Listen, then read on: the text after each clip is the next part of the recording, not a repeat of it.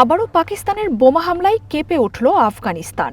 দেশটির দক্ষিণ পূর্বাঞ্চলীয় খোস্ত প্রদেশে হামলায় নারী শিশুসহ অন্তত 10 জন নিহত হয়েছেন। এছাড়াও উত্তর পূর্বাঞ্চলীয় কুনার ও পাকটিকা প্রদেশেও বিমান হামলায় বহু হতাহতের ঘটনা ঘটেছে।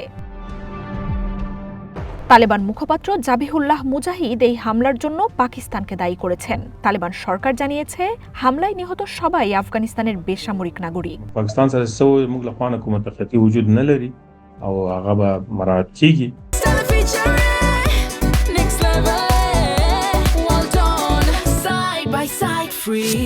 সোমবার রাতে খোস্ত, কুনার ও পাকটিকায় এসব বিমান হামলায় প্রতিবেশী দুই দেশের মধ্যে আরেকটি মুখোমুখি সংঘাতের শঙ্কা দেখা দিয়েছে। যদিও পাকিস্তানের পক্ষ থেকে এখনও এই বিষয়ে কোনো মন্তব্য করা হয়নি।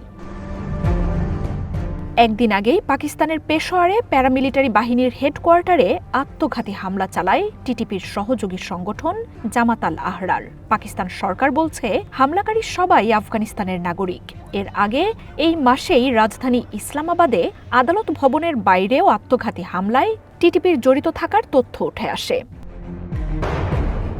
শেহবাজ শরীফের সরকার বলছে, তালেবানের আশ্রয় থেকে আফগানিস্তানের ভূখণ্ড ব্যবহার করে পাকিস্তানে ক্রমাগত হামলা চালিয়ে যাচ্ছে টিটিপি।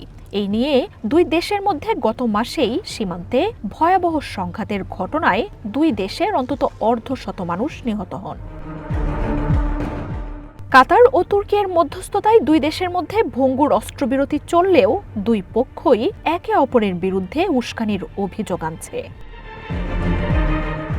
মার্জিয়া উপমা, ওয়ান ইন্টারন্যাশনাল ডেস্ক।